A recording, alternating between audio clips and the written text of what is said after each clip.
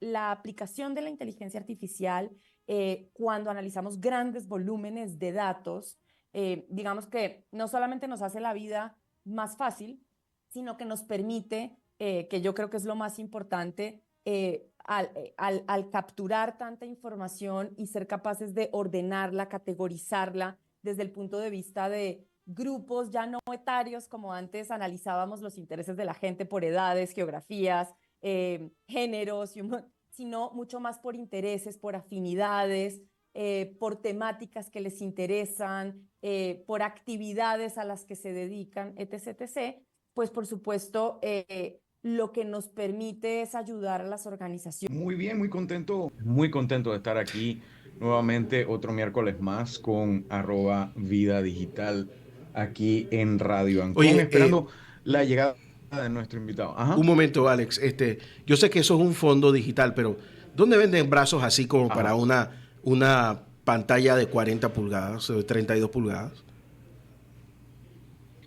Pa- para usarlo en escritorio, Sí, sí, sí. sí. No he visto ninguna y generalmente el tema del tamaño no es lo que más preocupa, es el tema del peso. Ajá, exacto. Afortunadamente muchos nuevos televisores y pantallas son mucho más livianos que de costumbre, pero lo que hay que tomar en cuenta es precisamente el tema del tamaño. Yo los brazos que tengo aquí en casa, y tengo tres juegos de brazos para los tres escritorios que tengo, porque como yo tengo que estar trabajando en esto todo el tiempo, si un equipo se me da problemas, pues me paso al otro escritorio y sigo trabajando y todo lo demás, por temas de que me toca manejar infraestructura crítica. Así que yo he comprado los brazos.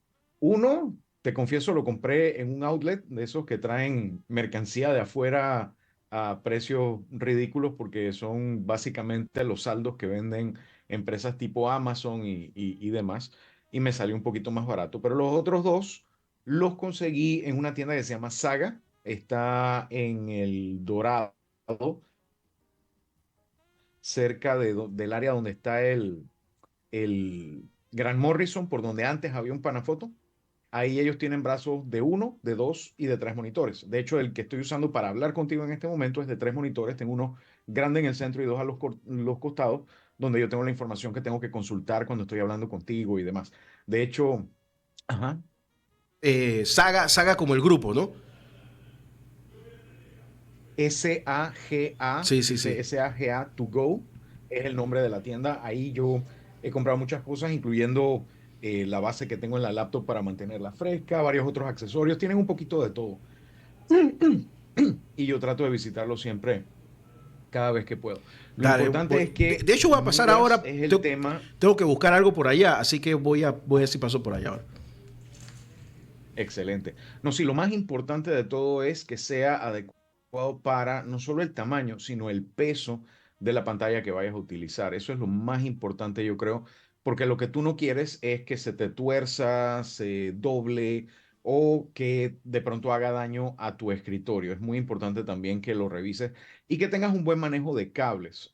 Por ejemplo, ayer yo estaba pasando por una tienda que está en Vía España, también tienen en Albrook, que se llama Steren, que es como el sucesor espiritual de las tiendas de Radio Shack de los 80, donde tienen todos los cables, conectores, etcétera, etcétera, habidos y por haber. Casualmente para comprar un cablecito largo para una lamparita que yo tengo, yo normalmente estoy trabajando con una ventana detrás del monitor que me ilumina bastante parejo con la luz del sol, sobre todo ahorita por las mañanas, pero a veces me toca hacer entrevistas de noche o de pronto se nubla y me toca poner lamparitas y eso encima de los monitores y bueno, tuve que buscar un cable un poquito más largo de lo normal, 1.8 metros, y lo conseguí muy barato afortunadamente, así que eso es importante saber dónde conseguir ese tipo de accesorios. Pero bueno, el tema de hoy, y ya tenemos a nuestra invitada aquí en nuestra conferencia aquí en Zoom. Nuestra invitada de hoy nos va a hablar de un tema que me parece súper importante. La inteligencia artificial ha estado nuevamente, como casi todos los días, en las noticias, sobre todo con el lanzamiento de las nuevas versiones de ChatGPT, de OpenAI por parte de Sam Altman y demás. Y ha habido una gran controversia últimamente sobre el uso de la voz de Scarlett Johansson, que fue muy famosa su película Her con Joaquín Phoenix, donde una persona se enamora de una inteligencia artificial, algo un poquito, diría yo, prediciendo un poquito el futuro de lo que iba a estar pasando en temas de inteligencia artificial hace tan solo unos años. La inteligencia artificial está siendo utilizada para muchísimos temas. Hoy en día, uno de ellos es el entender a ese consumidor, a esa persona que está del otro lado de la pantalla y que está leyendo, consumiendo, trabajando con nuestro contenido, nuestros productos, nuestros servicios. Y María Esteve está aquí de Llorente y Cuenca a hablarnos un poquito acerca de un esfuerzo que hicieron recientemente para hacer un análisis de todo esto con el cual han sacado un nuevo audiolibro que se llama De la palabra al algoritmo. Muy, muy buenos días, gracias por estar con nosotros, María. De verdad que estamos muy contentos de tenerte por aquí con nosotros en Vida Digital para hablar de este tema. Cuéntanos un poquito, si puedes presentarte primero y hablarnos un poquito qué motivó a Llorente y Cuenca a producir este primer audiolibro y por qué eligieron el tema de la palabra al algoritmo como tema central. Muy bien, no, pues buenos días a todos. Efectivamente, yo soy María Esteve. Yo, dentro de nuestra compañía, además de ser socia, pues soy la responsable de todo el desarrollo de nuestra práctica de asuntos corporativos, desde donde atendemos los temas relacionados con crisis, con relaciones con gobierno, con el talento, el engagement del talento, entre otros, ¿no? De la palabra al algoritmo, inteligencia artificial para entender a la opinión pública, realmente es nuestro primer audiolibro. Es una pieza, diría yo, magistral y lo digo con humildad, porque ser un audiolibro lo que pretende es asegurar que le facilitamos en estos tiempos de, de tanta dinámica, digamos, en las agendas, que las personas puedan consumir este contenido de manera fácil y en su cotidianidad, mientras hacen ejercicio o mientras reposan un rato, mientras van en el carro, en el tráfico de nuestras ciudades. Entonces, destaco el formato porque el formato creo que también implica un esfuerzo. Pero destaco sobre todo el porqué, digamos, de la palabra al algoritmo. De la palabra al algoritmo lo que busca es poner de manifiesto la utilidad que está teniendo en el ejercicio profesional de la comunicación, entendido, digamos, como un vehículo para poder facilitar el entendimiento entre las personas, las instituciones, las compañías. O sea, piensen que al final nosotros trabajamos en tratar de favorecer que exista entendimiento para construir confianza. Y en ese orden de ideas, los contextos han ido cambiando, la tecnología ha ido evolucionando y las formas en las que nosotros hoy podemos capturar mejor cuáles son las preferencias, cuáles son, digamos, las visiones de las personas, los deseos de las personas, las preocupaciones de las personas en la sociedad, pues también han ido evolucionando. Y la aplicación de la inteligencia artificial, cuando analizamos grandes volúmenes de datos, digamos que no solamente nos hace la vida más fácil, sino que nos permite, que yo creo que es lo más importante, al capturar tanta información y ser capaces de ordenarla, categorizarla desde el punto de vista de grupos ya no etarios, como antes analizábamos los intereses de la gente por edades, geografías, géneros, sino mucho más por intereses, por afinidades, por temáticas que les interesan, por actividades a las que se dedican, etc., etc., pues por supuesto lo que nos permite es ayudar a las organizaciones, a las instituciones a poder atender mejor las expectativas de la sociedad, ¿no? El uso de la tecnología para clasificar esa información, para determinar ya no el sentimiento de la información que capturamos, sino la polaridad, ¿no? En dónde están los extremos alrededor de un asunto o de una marca o de, pues por supuesto que es una gran evolución que nos permite a nosotros entender, ayudarle a las organizaciones a entender y por supuesto definir hojas de ruta que sean mucho más asertivas y además mucho más, digamos, medibles en su impacto entre otras cosas, ir evolucionándolas. O sea, tenemos que entender que estamos habitando un ambiente excesivamente dinámico. Y en ese orden de ideas necesitamos activar toda la tecnología que nos permite navegar en ese dinamismo con mayor asertividad. Hablando de tecnología específica, hemos visto en años anteriores, sobre todo en temas de campañas políticas, herramientas conocidas como escucha social, donde se busca encontrar y analizar la opinión de las personas respecto de diferentes productos, servicios o en algunos casos candidatos. Específicamente, ¿qué tecnologías está utilizando Llorente y Cuenca en su Data Analytics Suite para poder analizar esta conversación digital y cómo aseguran que haya tanto precisión como objetividad en el análisis de datos para poder interpretar el impacto de la comunicación empresarial, sobre todo en un tema, como tú mencionaste, donde hay una polaridad, donde hay en algunos casos opiniones extremas y donde hay ciertos detalles de la comunicación humana, como el sarcasmo, la ironía, etcétera, que en algunos casos han logrado confundir no solamente a las personas, sino sobre todo a estos algoritmos y diferentes herramientas de inteligencia artificial a la hora de interpretar el idioma y sus diferentes Sí, aspectos. como bien dices, es la combinación de varios elementos, ¿no? Nosotros lo que hacemos es entrenar al algoritmo fundamentalmente en tres asuntos y a partir de tres insumos. Uno tiene que ver mucho con el idioma. Piensen que la gran mayoría de las herramientas de inteligencia artificial que están, digamos, emergiendo en el mundo, particularmente suceden en inglés. Y en consecuencia, pues muchos de los resultados en castellano no son, digamos, tan profundos ni tan asertivos. Entonces, un tema es el idioma, otro tema tiene que ver con el procesamiento del lenguaje, es decir, cómo entrenar dices, separar de alguna manera la polaridad alrededor de un asunto y efectivamente discriminar correctamente comportamientos muy clásicos del humano como el sarcasmo, ¿no? E incluso las diferencias que hay en el castellano en diferentes regiones del mundo, porque podemos hablar el mismo idioma y sin embargo la significancia de muchas de las expresiones que tenemos no es igual en un lugar y en el otro. Y por supuesto, tenemos que entender que este entrenamiento sucede a partir de algo que es fundamental y que perdurará y que es lo que nos da, digamos, la identidad como humanos, y es el sentido común y el criterio de los consultores. Por supuesto que para ir entrenando a la máquina,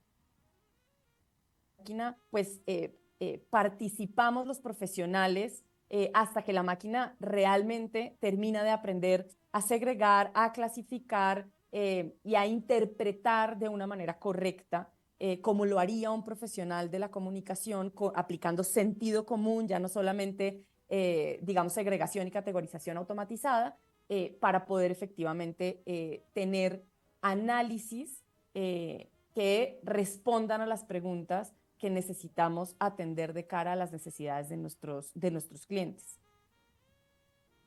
Mencionaste un tema bien importante y que está en la mente de muchas personas cada vez que se toma en cuenta el uso de la inteligencia artificial para diferentes tipos de tareas.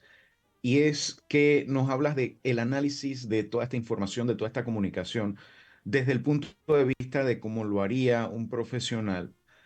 ¿Cómo están trabajando ustedes con este tipo de herramientas internamente y con sus clientes para no caer en el reemplazo de la labor del profesional, sino más bien en el complemento de dicha labor, en la potenciación de dicha labor para lograr para sus clientes el efecto que ustedes buscan? Sí. O sea, lo primero, la primera premisa con la que nosotros y personalmente lo pienso así, con la que nos casamos, es que la inteligencia artificial y la tecnología revalorizan el sentido común del humano y tenemos que ubicarnos ahí, ¿no? O sea, no lo sustituye, revaloriza ese sentido común. ¿Por qué? Porque lo que termina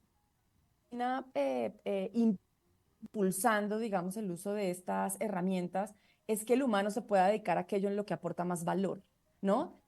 No es una inteligencia artificial la que nos va a diseñar una solución una vez capturamos la data y entendemos el contexto en el que algo está sucediendo o aquello que está movilizando a un grupo de la sociedad o aquello que está impulsando, digamos, una visión alrededor de un tema que importe a un grupo de la sociedad. No es el análisis en sí mismo lo que resuelve el problema. El análisis es una herramienta y un punto de partida que nos permite ser más asertivos.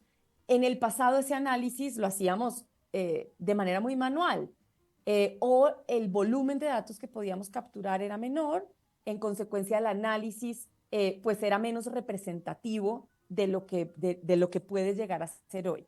Lo que nos permite la tecnología hoy es poder capturar grandísimos volúmenes sin que eso implique que necesitamos más profesionales analizando información, categorizando información, porque jamás terminaríamos, ¿no? Y también es cierto que habría algún margen de error, o sea, el entrenamiento de estos algoritmos, pues claramente lo que nos permite es reducir muchísimo el margen de error, ¿no? Ahora, cuando utilizamos estas herramientas, en todo caso, pues hay un ejercicio posterior de revisión, de interpretación, de ponderación del resultado de estos primeros análisis para poder efectivamente entrar en materia, que es en donde el humano es absolutamente insustituible, que es en el diseño de cuál es la hoja de ruta para poder superar, digamos, la barrera que identificamos con el análisis o impulsar esa palanca del negocio, de la relación que identificamos, ¿no? O incluso hay algo que a mí me encanta del uso de estas tecnologías y es la capacidad que nos ofrece de poder anticipar situaciones, ¿no? Antes de que se geste un movimiento prescriptor u opositor a un producto o al desarrollo de una infraestructura o al desarrollo de una actividad extractiva podemos medir, digamos, el clima que puede haber alrededor y en consecuencia podemos conectar mejor el interés del proyecto, del producto, con la reflexión que ya tiene hecha el entorno, ¿no? Entonces, esa anticipación se fundamentaba en la experiencia del consultor o en el background o en la intuición, y eso pues es insuficiente definitivamente. Ahora, en ese sentido, has mencionado un tema muy importante que es la representatividad. Ante el reto de un mayor volumen de información dentro de la conversación pública, el reto se hace en tratar de buscar cómo procesar toda esa información a través de las diferentes herramientas disponibles, pero a la vez también de incrementar esa representatividad que hacía falta cuando no teníamos acceso a este tipo de herramientas. ¿Cómo ven ustedes que ha cambiado la conversación pública en volumen y en calidad en los últimos años? ¿Qué factores piensan ustedes que son los que más han influido en dichos cambios y cómo es el papel de ustedes afectado o cómo evoluciona el papel de ustedes dentro de esa conversación entre sus clientes y los clientes de sus clientes? Bueno, lo primero es que, como bien dices, tenemos que reconocer que asistimos a una era en la que las formas de expresión y las maneras de comunicarnos han cambiado espectacularmente. Eso ha traído pues muchas bondades, pero también muchos retos. ¿En qué sentido? Como bien dices, los volúmenes de información crecen, las expresiones crecen, los canales a través de los cuales nos expresamos aumentan todos los días, pero también es verdad que acceder a información cualificada es también cada vez más difícil, ¿no? De alguna manera, el uso de este tipo de recursos que nos permite la tecnología nos ayuda también a capturar lo que sirve y a desechar lo que no aporta, ¿no? A ser capaces de, a pesar de que capturas grandísimos volúmenes de datos, realmente te quedas con aquello que hace la diferencia, ¿no? Hoy está siendo muy retador para cualquier persona, no solamente para quienes nos dedicamos a esto o para las empresas o los clientes de las empresas. En términos generales, es muy difícil para un individuo saber qué de lo que consume es cierto, es correcto, o tiene algún tipo de direccionamiento, o tiene un algoritmo detrás y sencillamente por eso cuando abres el microondas te sale la publicidad de algo en lo que estabas pensando, ¿no? Entonces, para nosotros la clave de esto tiene que ver con capturar información de calidad o, dicho de otra manera, cualificar grandísimos volúmenes de información. Efectivamente, son gigantescos, son infinitos, la cantidad de fuentes también es gigantesca, pero elegir de manera correcta la fuente y elegir de manera correcta o clasificar de manera correcta la información que va a aportar valor a la necesidad que tenemos enfrente, pues es parte del gran reto. Una parte la resolvemos efectivamente con inteligencia artificial y otra parte, pues por supuesto, la resolvemos con el sentido común y con el criterio humano. Hay que reconocer que la forma en que ha crecido la comunicación pública o la conversación pública ha crecido tridimensionalmente, tanto en ancho, en el número de canales que tienen las personas para expresarla, en el alto, en el caso de la cantidad de información que la gente está aportando en la conversación pública, e incluso en la profundidad en cuanto a la polarización y la parte cualitativa de esas comunicaciones en los últimos años. Y como tú dices, el buscar información hoy en día y tratar de analizarla ya no es como buscar una aguja en un pajar, es como buscar una aguja en un cajón lleno de alfileres, por lo menos a mi juicio. ¿Cómo ves tú que ha cambiado todo esto en la más de una década que llevas trabajando con Llorente y Cuenca y cómo ustedes están adoptando estas tecnologías? ¿Qué tendencias ven ustedes en ese sentido a futuro y cómo van ustedes a estar aplicando estas nuevas tecnologías para ayudar a las personas, a las empresas, las instituciones que necesitan mejorar sus comunicaciones y tener una mejor idea de cómo está el pulso de ese público que está interactuando con ellos? Bueno, el cambio ha sido todo desde el punto de vista, como bien dices, de canales, formatos, va a decir, comportamiento de las audiencias mismas. Recordemos que asistimos también a una era en la que el empoderamiento del ciudadano está absolutamente exacerbado y ese comportamiento llegó para quedarse, ¿no? Entonces no es solamente cómo cambian los relatos, cómo se activan los relatos, sino también esto cómo incide en el comportamiento de las personas y en consecuencia de cara a esto que supone un reto en cuanto a, como antes decía, tratar de anticipar. Porque cuando vas detrás, digamos, la posibilidad de restablecer la confianza o de construir la confianza es francamente mucho más difícil, ¿no? Cuando vas delante, cuando entiendes qué es lo que puede venir, porque tienes un sistema, digamos, de monitorización constante que te va mostrando una tendencia, que te va mostrando la aceleración de una tendencia, pues por supuesto que puedes reaccionar de manera mucho más asertiva y de nuevo efectiva, ¿no? Eso por un lado. Por el otro, respecto el cómo lo vemos hacia adelante. Yo creo que lo único que podemos anticipar es que el cambio es la constante, ¿no? O sea, yo no me atrevo a decirte qué viene, pero con toda tranquilidad te digo que lo que tenemos hoy, pasado mañana va a dejar de funcionar, ¿no?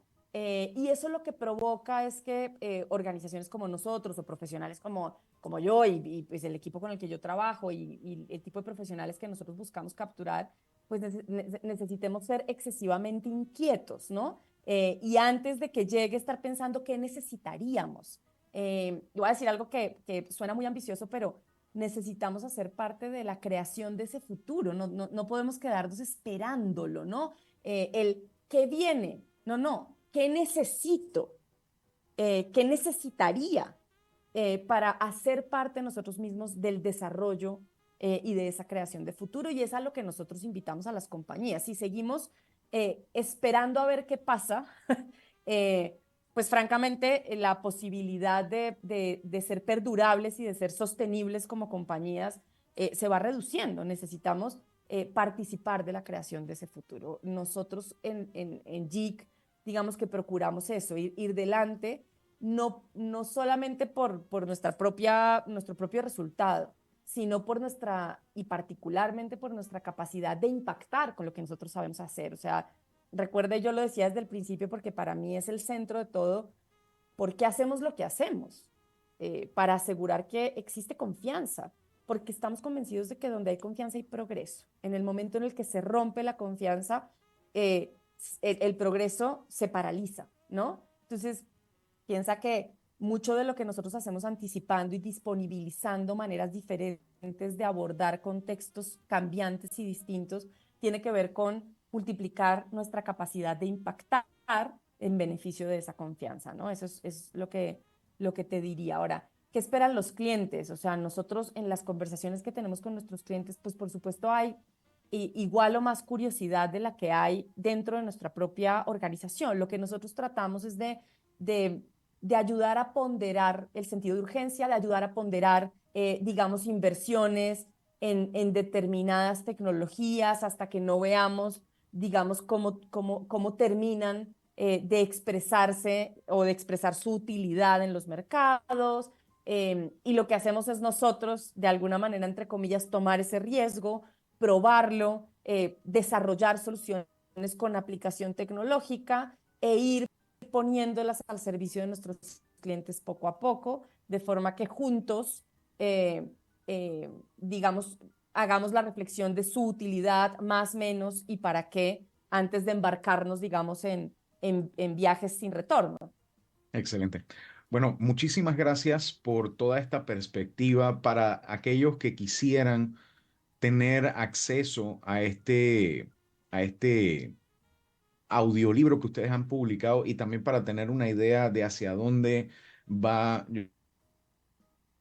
Llorente y Cuenca, futuros proyectos, iniciativas, la forma en que van continuando su avance en el mundo de las comunicaciones, ¿cómo pueden hacer las personas? Bueno, para que accedan a nuestro audiolibro de la palabra al algoritmo, está en Spotify.